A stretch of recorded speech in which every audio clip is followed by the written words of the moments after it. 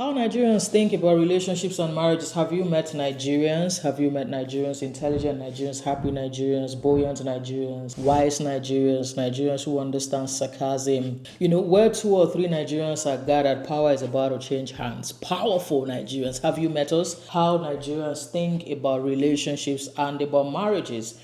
So we're going to work with about 50% because, we have to be realistic. Some people think like this. Many people actually think like this. So we're working with that data. Let's work with about 50-60% of people.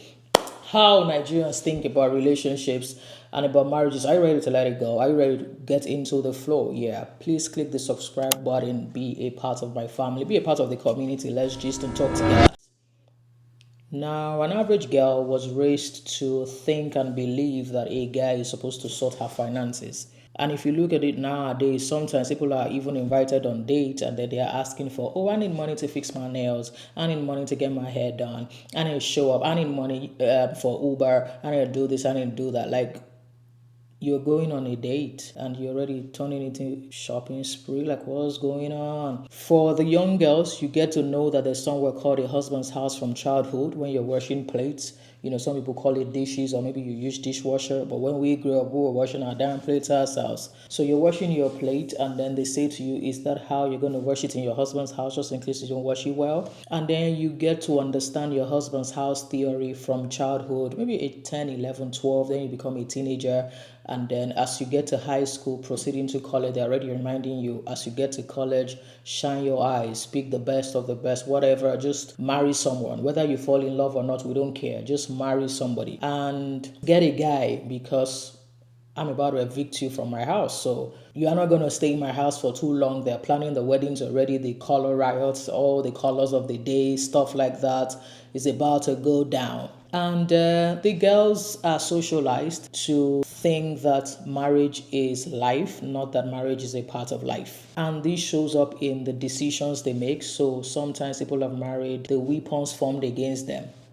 When you marry Lucifer's chief of staff, they are the weapons formed against you right in your damn house. And people have married their enemies. They have gone down that tunnel where they wish they knew better so that they could have chosen better. And for the guys, an average guy was socialized to think that a woman was designed to take care of him domestically and to pick up the domestic and manual labor of his life, how he feeds, so he's going to delegate his gastronomic experience to women. So he doesn't know how to cook, and cooking is supposed to be a survival skill, but he doesn't know how to cook. He can't even boil rice to save his existence because he's been socialized to think that all he needs to do is open his mouth and a woman will feed him. And he doesn't know how to clean. So an average guy will say, oh, boys will be boys, and then their house is dirty, they are dirty, their boxer shorts, their underwears don't understand, what it is to be washed. There's no intimacy between their underwears and water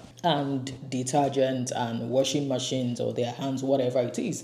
So girls are coming from the angle of this guy is my financial Jehovah Jireh and my divine helper. And then guys are coming in to say, oh, if she cannot cook and clean, that is it. Like the totality of a woman is tied to her manual labor or what she can do in the house. Like she cannot think, she cannot do anything else. So girls are looking for sponsors. Guys are looking for domesticated slaves, not necessarily partners. And the average person on the road has that mindset. Go ask guys if your girlfriend cannot cook, or they cannot even think about it. Like, hell no, you cannot cook. How dare you not be able to cook? Or you cannot clean. Those are things that they have as checklist because of how we've been socialized and the culture. And then girls also have that as checklist. You see some ridiculous things. If you're at this age, you don't have this car, you don't have this type of house, you don't do this. That's why so many people are, doing whatever they can to make money. And unfortunately, some people are getting into the illegal stuff, and I don't subscribe to that. So that's what an average Nigerian female and male has been socialized to think about.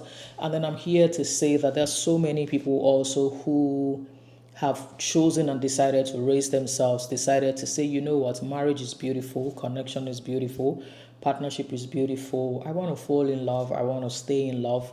I want somebody who I am connected to, someone who I can relate with, someone I can gist with, someone who would be there in and out of season. We would cry and be happy together. I want that type of experience, something deep, something beautiful, something relatable. These are people who are raising themselves. These are people who are saying relationship is good, marriage is good, partnership is good, but marriage is not an achievement if you don't marry a good person, a kind person, somebody who respects you, who honors you, who appreciates you. Now, cheating and infidelity is not part of the ups and downs of life. It is wickedness, it is evil. Marriage is beautiful when you are with your person. So you cannot say that marriage is an achievement just because you're married, because some people are married to terrorists, they're married to wicked people, they're married to people who beat them every day. Now, that's not an achievement. Marriage will be an achievement when you're married to your person, somebody that you go home to, you go home with, you enjoy the world together, and you go through the pains of the world together, not the pain that both of you individually cause each other intentionally and unintentionally and all of those things. So an average person who is a Nigerian hawks marriage. For them, if you're not married, you are not anything major. Everything they'll say, well, are you married? Oh, you're not? Oh, okay. For them, there's something left. There's something left that you must achieve. And for them also, they cannot even comprehend if you don't want to get married. Like, how dare you not need a man? And some men get upset over that how dare you want to run your world without us in it? Who do you think you are? And then go forward to say you don't want a child. Hell no, you are going to be sent everywhere that evil is supposed to be. You don't want a child. What if you weren't giving birth to? They just say lots of stuff. So an average Nigerian cannot comprehend the fact that some people are intentional about choosing their partners.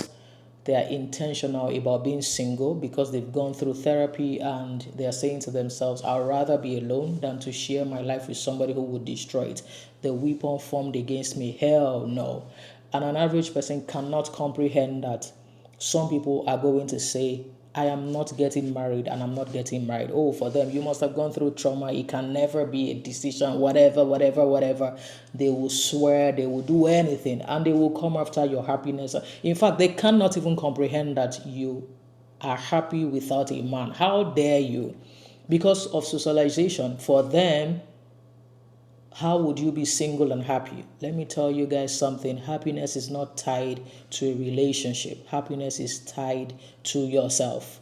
There are so many people who are unhappy, who are living in misery, who are married and are frustrated in their marriages. And there are so many singles who are enjoying their lives. But an average Nigerian cannot. They will vouch that, hell no, you can never be happy. God forbid you to be happy. That's an average Nigerian for you. How they think about relationships and marriage is very crazy. Very crazy thought pattern, very disturbing thought pattern sometimes. And when you are talking about partnership, not all of them understand that word. They understand slavery, they understand domestication, they understand sponsorship, they understand transactions. But when you're talking about the depth of relationships and the depth of marriages and everything, not an average Nigerian, not everybody understands it. So thank you so much for hanging out with me. I got something interesting for you next week, Friday. It's going to drop hot and fresh every Friday. I've got beautiful, sweet videos for you. Remember to use your prosperous hands to subscribe to my channel. I'll see you next week, Friday. I love you.